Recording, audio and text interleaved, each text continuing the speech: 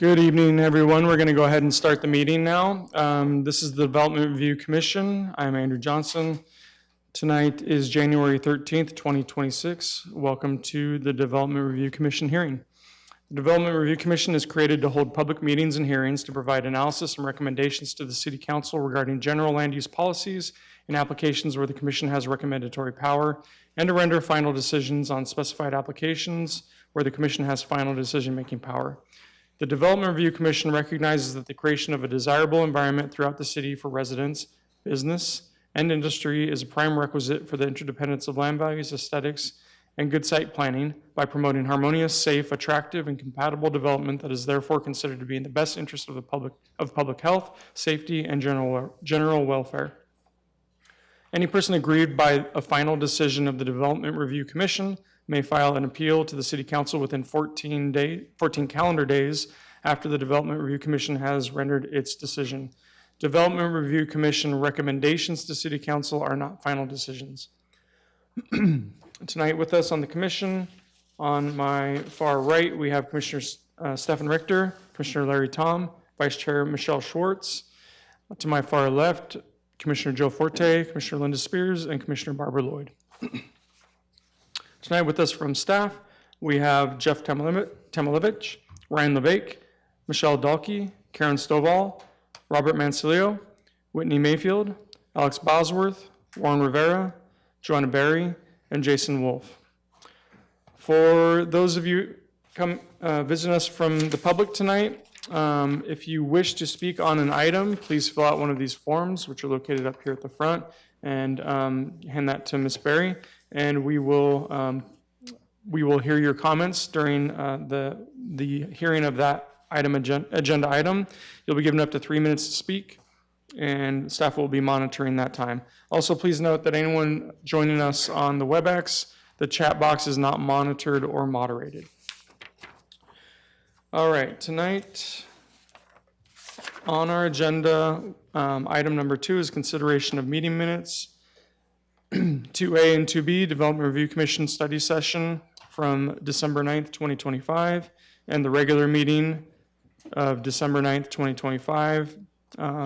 Is there a motion for the approval of these minutes? Commissioner Spears? I move for the approval of the minutes from the December 9th, 25 meeting. Okay, there's a motion for the approval of the study session regular meeting minutes. Is there a second? Second. Seconded by Commissioner Richter. All those in favor, please raise your hand. Okay, that passes unanimously. All right, next I will go over our consent agenda. If anyone here is from the public wishing to hear one of the items that I call out, please get my attention and we can pull that item from our consent agenda.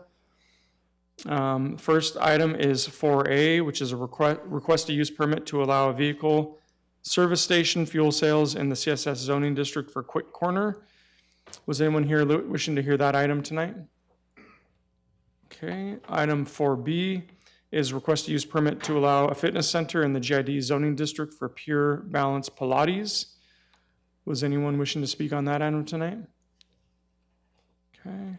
Next item on our consent agenda is 4C, which is request to use permit to allow wood products manufacturing in the GID zoning district for A1 cabinetry. Anyone wishing to speak on that item? Okay. The next item on our consent agenda is 4F, which is request to use permit to allow a drive-through restaurant in the GID zoning district for Black Rock Coffee. Okay. Next item is 4G, which is request to use permit to allow 2 required parking spaces within the front yard setback for Orange Street residents.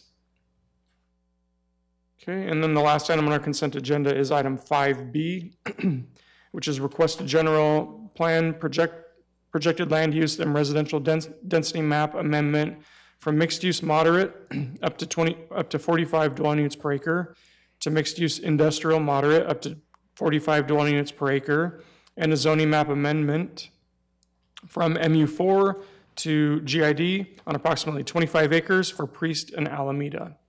Anyone wishing to speak on that item tonight? Okay, so that rounds out our consent agenda, and it remains as discussed in our study session. With one exception, we have pulled item 4D. And we will be hearing item 4D, which is the House Street property. All right, can I get a motion on our consent agenda? Motion to approve the consent agenda as stated. Okay, there's a motion from Commissioner Richter. Is there a second? Second. Seconded by Commissioner Spears. All those in favor, please raise your hand. And that passes unanimously. All right, so the first item we will be hearing tonight is item 4D, which is request a use permit to allow one required parking space within the front yard setback for Howe Street property. Mr. Rivera? Or sorry, it's the applicant first. If the applicant could please approach.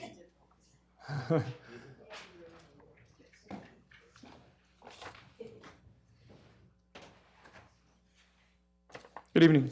Howdy, Hello. staff.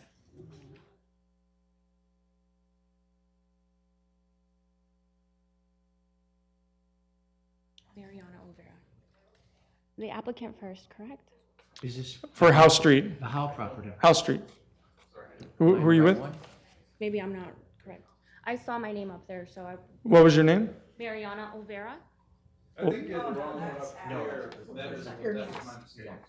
Oh, okay. I'm sorry. She can go first. Oh, yeah, Olvera is next.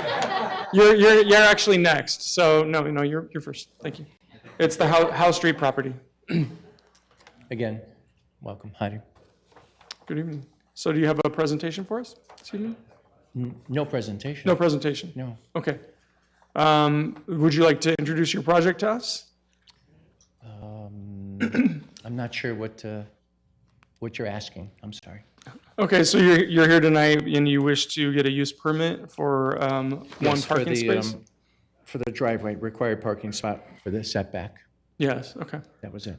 Okay, so that, we'll reserve your time. We have comments from the public, so you may want to address some of those comments. Yes. So we'll allow you to come back after the public comment period has started.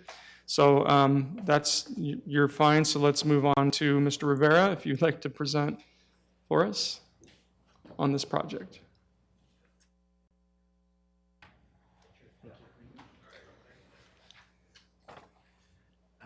Good evening, Chair and Good evening. Commissioners. So tonight we're hearing the House Street property. It includes a use permit request for parking one off-street space in the front yard setback on an existing driveway. So first here we have some context photos with a key on the left-hand side. So that photo number 1 is taken facing the house, followed by 2 and 3 for the corners. And here are the other context photos for the rear of the property. Site plan will follow on the next slides.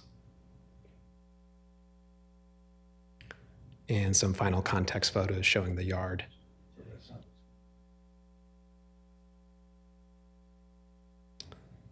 So here's the site plan. On it, you can see the modifications to the home includes an addition to the rear, as well as a garage space.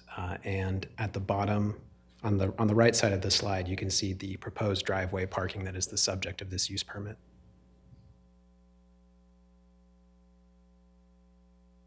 Here's a floor plan. The left floor plan shows the existing residence prior to the modifications that were reviewed and approved by City of Tempe's Building Department. And on the right, this is the new floor plan that, again, has been approved by City of Tempe's Building Safety.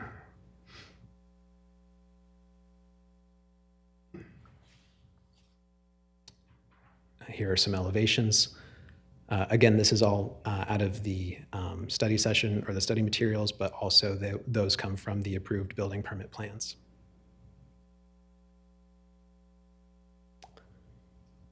So on to the approval criteria, staff evaluated the use permit criteria in section 6308E, and we'll speak to each of these. And the first of them is any significant increase in vehicular pedestrian traffic. So we found the property is retaining its single-family use. It has 5 bedrooms and sufficient room to park 1 vehicle in the garage, as well as sufficient space to park another on the driveway that is the subject of the use permit. And there is also room at the street to park 2 additional vehicles.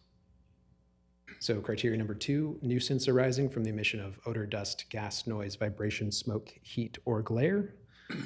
We found that the site will function with typical vehicle movements from a driveway and a garage, and it's retaining, again, its single-family use, and that there are no anticipated nuisances that may arise from the use permit request. Number 3, contribution to the deterioration of the neighborhood.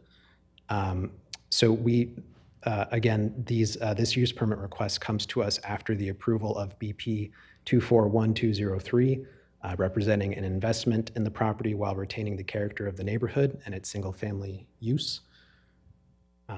Parking in the front yard setback, we found, does not conflict with any of the city's goals, policies, and objectives. Criteria 4, compatibility with existing surrounding structures and uses. Again, it's a single-story home with an overall height of 12 feet, matching the overall height of other homes in the neighborhood. And the home has been updated to contain modern residential design elements like a paneled garage door with transom windows and a unified color scheme across the facade, fascia, and trim. So we can flip back to the site plan, but we also found that after the modifications, the new layout accommodates an off-street space within a new garage, and we found that to support the approval under that criteria as well. Finally, adequate control of disruptive behavior both inside and outside the premises. The property is a rental with 5 bedrooms and 1 garage space and a driveway space in the front. The owner's address is in the valley, and the property is properly registered as a rental. And so the owner would be responsible for managing that behavior on site, but we do not expect any behavior to be disruptive at a staff level based on the approval of this use permit request. So public involvement, a neighborhood meeting is not required for this type of request. And during the review period and up until this point, we had not received any support or opposition or any questions. So our recommendation is approval subject to conditions. And the non-standard conditions speak to updating the site plan of record for BP 241203 after this hearing. And we've started requiring planting of 1 tree with 1.5-inch calipers within 5 feet of the driveway prior to final inspection. That's to ensure shade is provided to the parking area.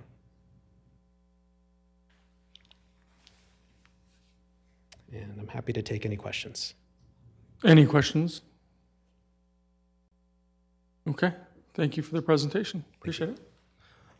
All right, now we will begin the public comment period. If anyone else is here tonight wishing to speak on this item, please fill out one of these cards and bring it up to Ms. Berry. The one card that I have right now is Tom Dare. If you would please approach the dais and restate your name and city of residence, please. Hi, my name is Tom Dare. I'm the son of Penny Wilson and Bob Dare, who live 2 doors down from the property in question. We don't completely object to this parking thing. We just have some questions. The first is, those pictures are not accurate. Since those pictures were taken, they've done a lot of modifications to the front. They've put curved things in. It looks like they're sort of restoring the irrigation, but they have a carpeted area. So we find that kind of odd that they would request a zoning thing and then start making all kinds of changes to the area in question. The area in question.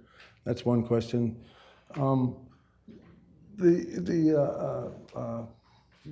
second was, it seems like I don't understand why there's a variance if 1 garage parking spot in tandem with a parking spot is considered approval under the new, maybe the new middle neighborhood thing or any of the thing. Is there any issue with that? We don't have a strong objection to it, but we don't feel like they're really doing what they're saying is matching the neighborhood. These are irrigated properties. Now they've kind of done a gravel thing and eliminate the irrigation. Now they've kind of put it back. There's, like I said, the pictures are not accurate. They have put like irrigation flow things into that same area where the parking spaces would be. I find that kind of odd. And I find that why are we asking for something or having a public hearing on something that seems like it's within the code that they can do it? Okay? Thank you. Thank you so much for your comments. Was there anyone else tonight wishing to speak on this item? Okay, with that, I'd like to invite back our city staff to address or maybe perhaps show the site plan again and explain where the parking is planned to be.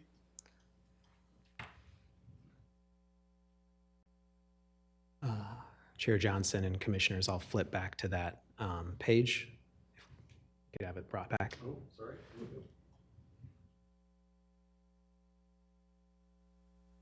So a couple of things, just looking at the site plan. Whenever the home was originally constructed, like many of the homes on this street, only one off-street parking space was required at the time of the home's original construction. So typically that took the form of an enclosed garage for one car or a carport for one car. But since the home has been modified, it needs to meet the City of Tempe's current standards, which is 2 off-street parking spaces. So the modifications that were reviewed and approved via building permit speak to that one of those spaces being in the garage that's shown on screen and is visible in the floor plans.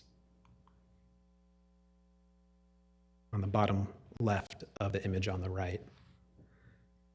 But that other required space is what is the subject of this use permit request. Essentially, that parking has to go somewhere. So that's why it's in the front yard setback. Speaking to... So just to clarify, the request is to park in the driveway. That is required because it goes past the front yard setback. And it's not an additional parking space that they're planning to put in the yard. It's just to park in the driveway. Hopefully that clarifies it a little bit for you guys. Yeah, I understand that. Okay. But if that's allowed... Well, sorry, it's not allowed, so it does need a permit for us to do that. Thank you. And then speaking to the streetscape changes that the opposition had noted, I'll just flip back to some of those context photos. I don't have any prepared, but aerial imagery will show a large tree canopy in this neighborhood. There was previously a lot of mature vegetation on site and on other properties nearby. But those landscaping changes that have been made over time are not subject to our review during the use permit process, as well as traditional building permit review for something like building additions and modifications. Right. So we're not talking about anything landscaping related tonight, and no decisions that we make tonight will impact the landscaping of this site. With the exception except for the tree. Tree, yeah. That's right. To be planted. Thank you. Any other questions for staff? No? Okay. Thank you, sir. Thank you. All right, with that, we will, unless the applicant wanted to make any comments? Okay.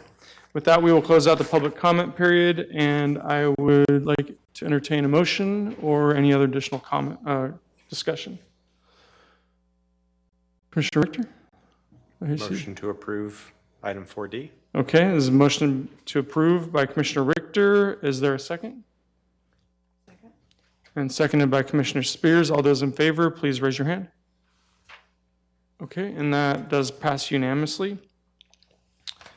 All right, so the next item is item 4E, which is request a use permit to allow 3 required parking spaces within the front yard setback for Olvera residents located at 1804 East Alameda Drive.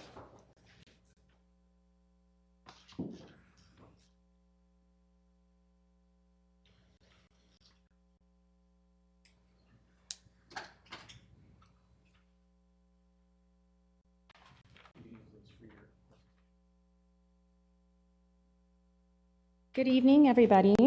Evening.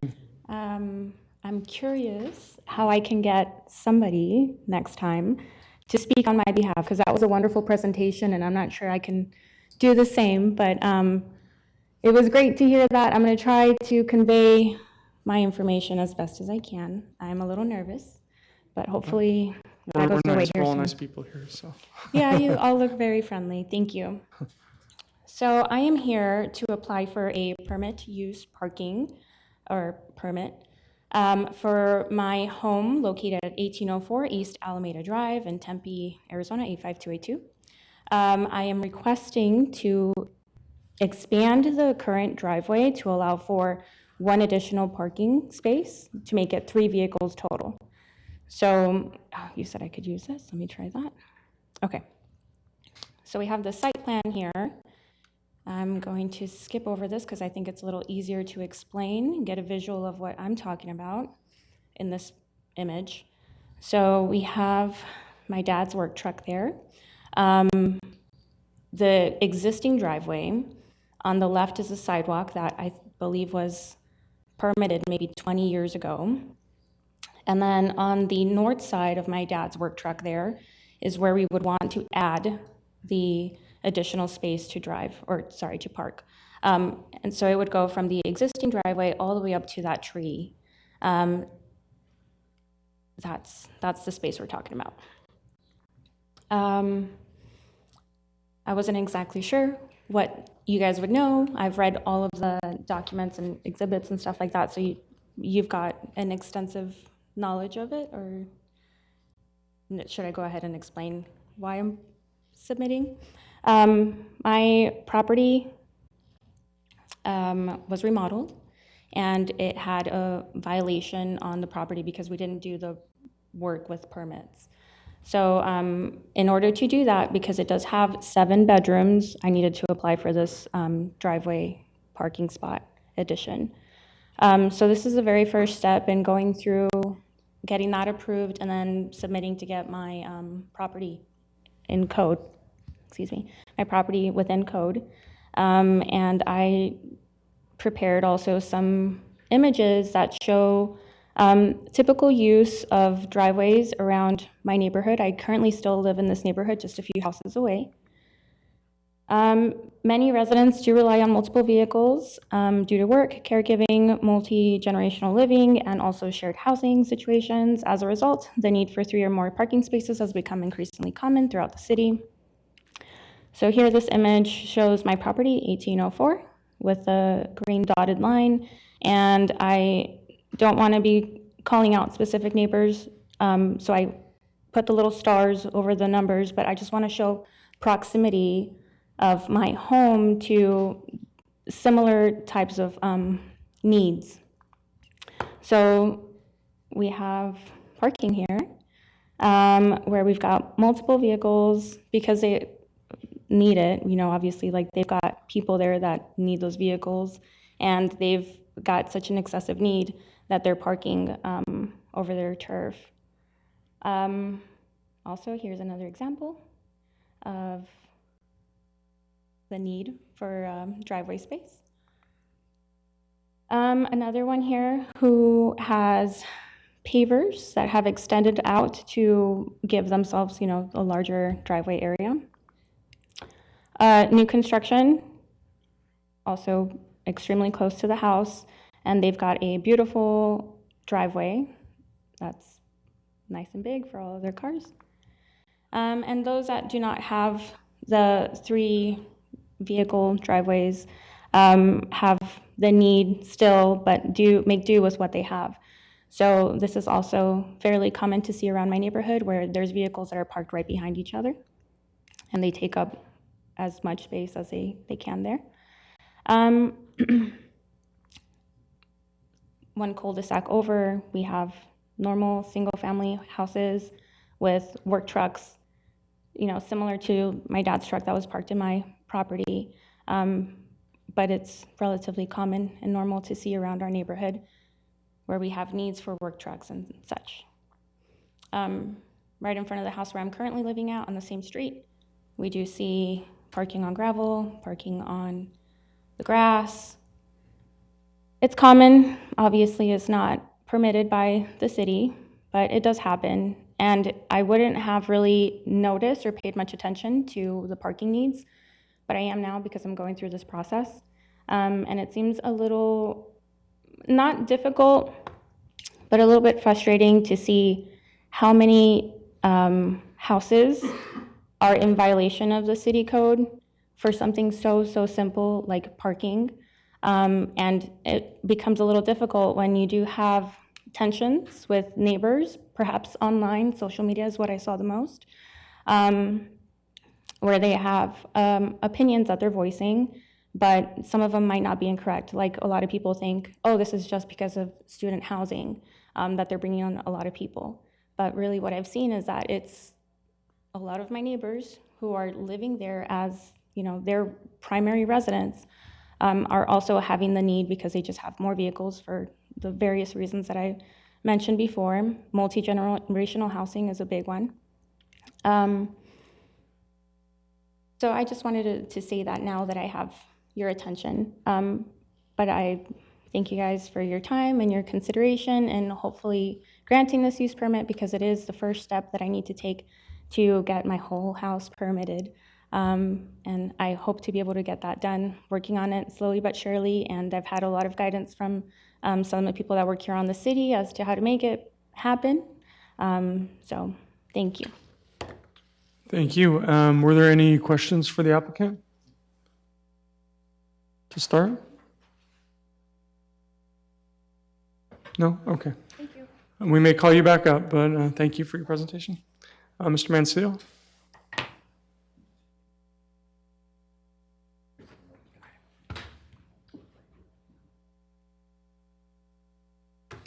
Chair Johnson, members of the commission. So as we've heard, this is a request for a use permit for 3 parking spaces within the front yard setback and located at 1804 East Alameda Drive, just north of the main Alameda Drive and east of McClintock Drive. Here is an image of the front of the house, and that hatched area is where that 10-foot driveway expansion will occur. Here is the site plan showing the proposed paving expansion of 10 feet, and then the total will be 27 feet, 10 inches of driveway space. Here is the floor plan. As has been stated, it is a 7-bedroom home, and there were some building permits to enclose portions of the house. The previous garage was enclosed in 1971. That was enclosed to be a den. And then there was also another building permit in 1980 to enclose the screened-in patio in the back of the house. Those have since been converted to bedrooms, and 2 bathrooms were added without building permits. There was a complaint received in 2022. However, it wasn't officially assigned to staff until 2024, so there was a lag of a couple of years in assigning that complaint, that IP. So that has been being worked on, and this use permit is part of that process to get the house into compliance. And here is the front elevation of the home. So going through some of the approval criteria, the property does have sufficient room to park 2 vehicles in the driveway. As I said, this will require an expansion by 10 feet to fit a third. Those 3 parking spaces, however, will be within the front yard setback. That's the request here, is for that use permit. With this being a 7-bedroom home, it may increase vehicular or pedestrian traffic, but we do not believe it will be an increase more than what's expected from a typical residential use. Nuisances arising from emissions, odor, dust, gas, there may be small amounts of that due to the number of vehicles that will be parked in the driveway, or perhaps even there could be 2 parked on the street. But again, we don't feel is any greater than a typical single-family residential home. and 3, contributions to the deterioration of the neighborhood or the downgrade of property values. We feel that the improvements to the house, even though they were permitted and that is being rectified now, will have a positive impact on the home, and we don't believe it will negatively impact property values. And compatibility with surrounding structures and uses, as we've seen from some pictures, parking in the front driveway is not unexpected in this area. Maybe on the lawn is unexpected, but so it's not uncommon to see that. We have not had any use permits for parking in the front yard setback in this area, though. And then adequate control of disruptive behavior.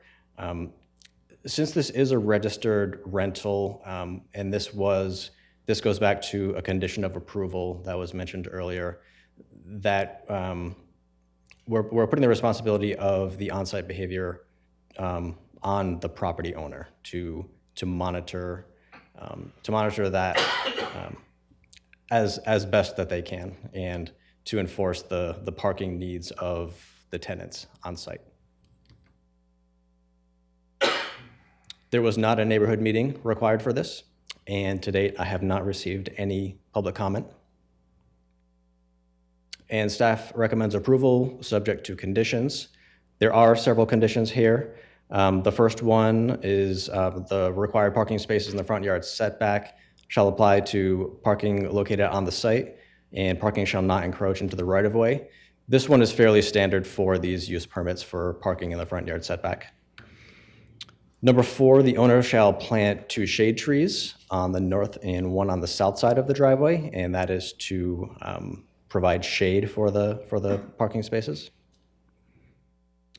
Number 5, the property has room for 2 vehicles to park on the street north of the driveway, and again, this goes back to enforcement to ensure that the tenants of the property respect the on-street parking for public and the guests, and do not inhibit the neighboring driveways. Number 6, on-street parking or on-site parking, shall be allowed on the driveway, and cars shall not be allowed to park in the existing crushed rock landscaping north of the existing lawn, to try to mitigate some of the issues that we saw in some of those pictures. And number 7, final site plan shall be submitted to the planning department. This has actually already been taken care of. We did receive final site plans just a few days ago. And with that, I'd be happy to answer any questions. Any questions for staff? Commissioner Spears? You indicated that this is registered as a rental property, and the applicant has indicated it's a multi-gen family. Do you know for sure? Can you move closer to the microphone, please? So is this it's registered as a rental property, and applicant has indicated it's multi-gen family living there. So does that play into this at all? Commissioner Spears, the rental registration came from the Maricopa County Assessor's website. That's how the property is listed. I don't have knowledge of who is renting the property. It may be one family with several generations in it. We do not have that information. Thank you. Other questions? Okay, thank you. With that, I do not have any comment cards, and I don't see anyone else in the audience that might be interested in speaking on this. So if the applicant has anything additional to say, we'll open the public comment period, and you can come back and address us right now. Yes, please come. Please come. Clarify the question. It is a rental property, and it is registered. It is not a multi-generational housing home. I do have it listed to just random people. At some point, I did have only students living there. For some time, I did live there, and I hosted international students. But after I moved out, I ended up just renting like a long-term Airbnb, and then eventually short-term, most mixed really, because some of them are short-term and some of them are long-term. So that's my property. But when I mentioned multi-generational, it was for homes that are near my area, for neighbors that are around me. Myself, I live in that neighborhood. I live on that street just a few houses down, and currently it's my family, myself, my son, and my parents that live in that home. So I just wanted to clarify that. Thank you for that. Okay, with that, we will close out the public comment period and move to commissioner discussion or motions. Commissioner Tom? Oh, sorry, I thought you had. Discussion. Commissioner Richter? Oh.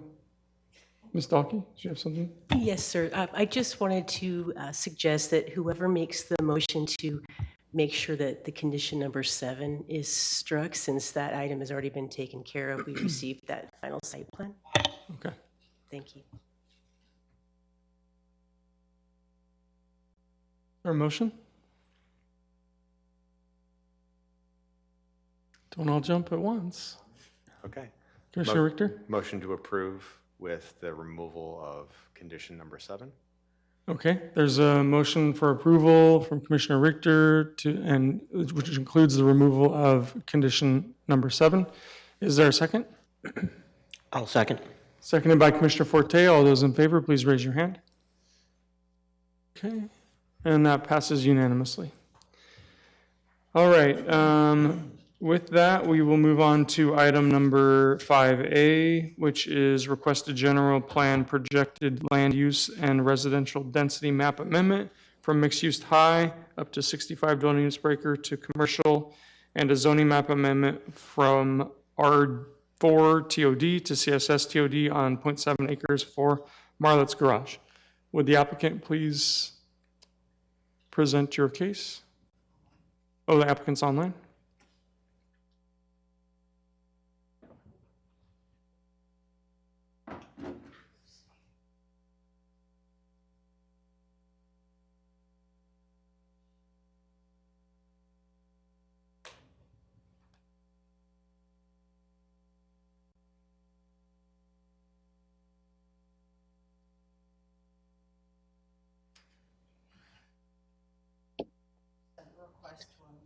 Hi, can everyone hear me? Yes, we can hear you. Please state your name, city of residence, and you can present your case. Sure. Derek Deschler here at Motley Design Group. I'm working on behalf of 8th Street Filling Station, Rudy and Rita Thafadari. This project is an adaptive reuse project of an existing historic eligible building, Marlette's Garage. It was built in 1923. And the site is actually 4 lots together, the building being on the far east quadrant. And I heard the question asked by one of the council members what the intended retail use was, because that is unclear. And some ideas have been tossed around. I know that originally it started out as the intent was for it to be a convenience store. And I believe now the owners are entertaining the idea of a pizza restaurant. So I know that we will have a plaza space outside directly to the west that is for food trucks to sit on, but they're also interested in having the interior space as a restaurant, particularly a pizza restaurant.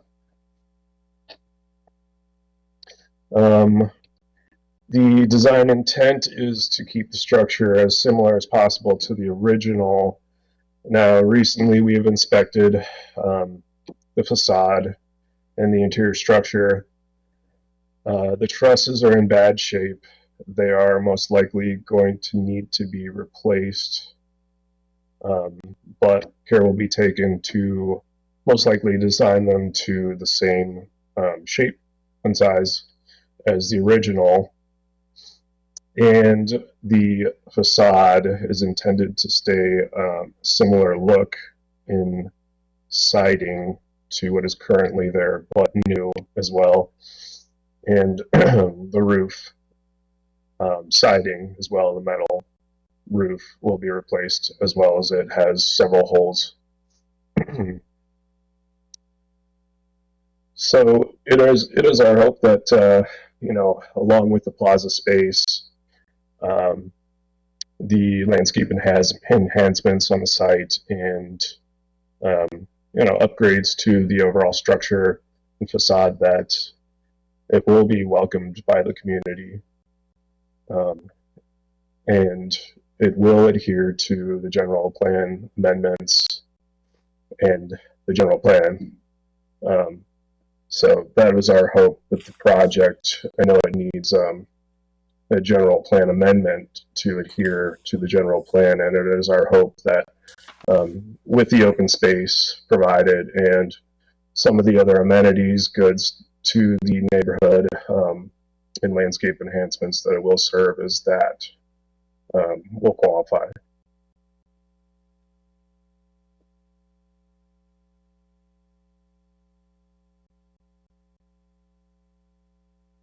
Were there any other questions from the council on the intent of the project or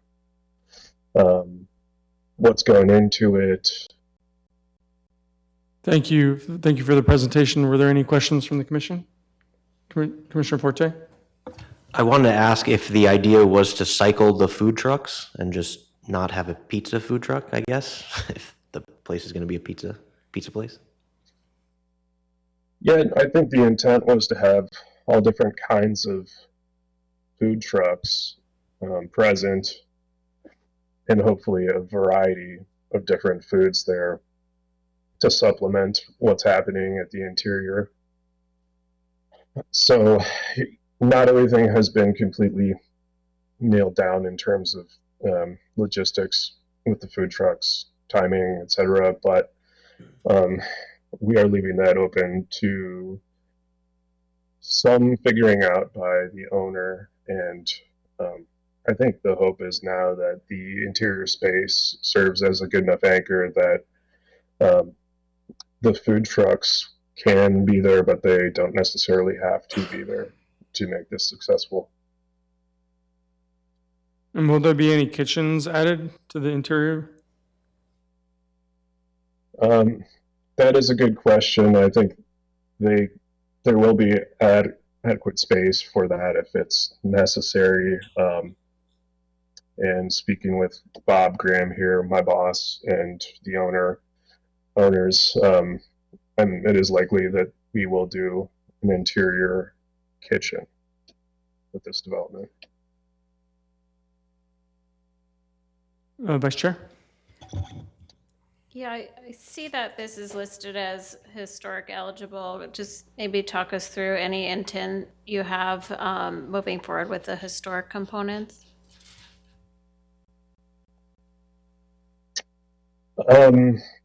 So it's historic eligible. I know the state turned it down as qualifying to be a landmark. So we are not tapping into the credits that may have been there or trying to with the city or the state. But instead we are going to preserve as much of the building and structure and its appearance and its aura as much as possible, but with a more polished feel, I think, to give the neighborhood a sense of pride and a place to gravitate towards. I think it will enhance the neighborhood by having it slightly cleaned up, at least the facade and some of the interior spaces, while paying respect to anything that we can structurally that's salvageable. So that is our intent historically, to preserve as much of it as is safe to. Any other questions for the applicant? Okay, thank you for the presentation. We'd like to invite staff up to provide their presentation. All right. Thank you, Chair Johnson, members of the commission. So this is a request for a general plan, projected land use, and residential density map amendment from mixed use high up to 65 dwelling units per acre to commercial, and a zoning map amendment from R4 TOD to CSS TOD. The site is on the southwest corner of 8th Street and Dorsey Lane, and it is 4 parcels currently. And here are some site pictures. So on the right is the existing garage building, which has been there since 1922 and functioned as a garage auto service until, I believe, 1973, and it's been vacant since. On the left, picture A is the remainder of the site, which is vacant. Picture C is looking at the building from Dorsey Lane, and the picture on the right is the image key. So here is the current general plan. It is mixed use high designation. And the reason for the change is because the projected proposed use is fully commercial. If there was a residential component to this, it would have been able to fit within the mixed use high category. But since the proposed land use is going to be strictly commercial, the designation had to change from the mixed use high to the commercial. And similar with the zoning, the current zoning is R4, which is multifamily residential. If there was a residential component to it, I believe just a portion of the property that the commercial was going to fit on would need to be rezoned, but in this case, since the entire site is going to be a commercial use, then the entire site will be CSS. And that H is for the historic eligibility. Again, it has not been placed on the state or city historic register. That is a separate process. Here is the latest preliminary site plan that we have received. So within the garage building, there is a space of 170 square foot lease space in the northeast corner. And then on the southern part of the building is roughly 1,500 square feet of leasing space. There will be a contained, enclosed seating area to the west on the northern part of the building.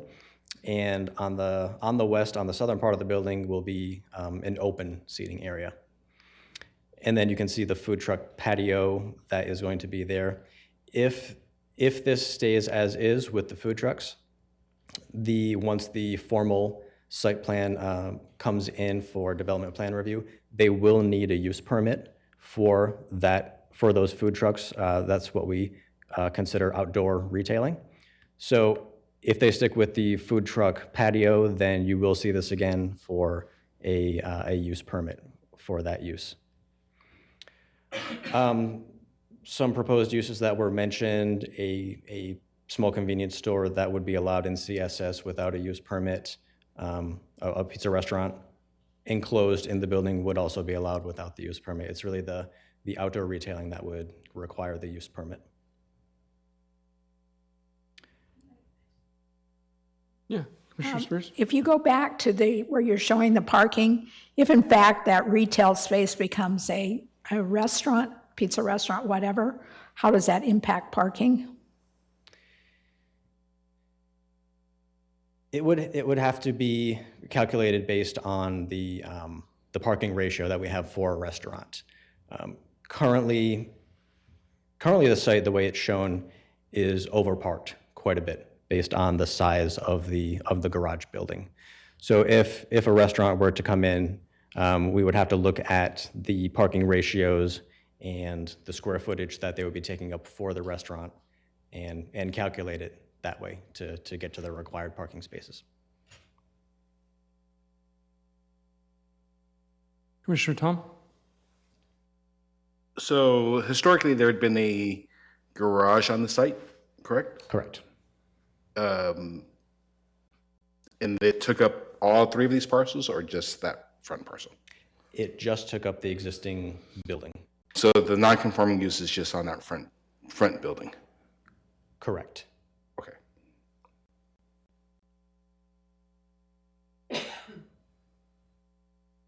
And the current general plan designation is multifamily. The current designation is multifamily.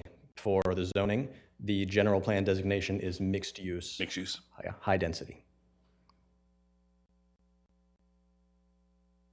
Okay, and this site plan was not submitted with the application, correct? That's correct. This is a preliminary site plan. We have not received a formal application for the development plan review yet. All right, thank you very much.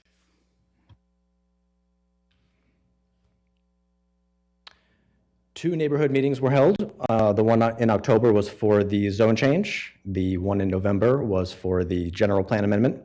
The one in October had, I believe, 5 attendees asking general questions. The one in November had just 1 attendee.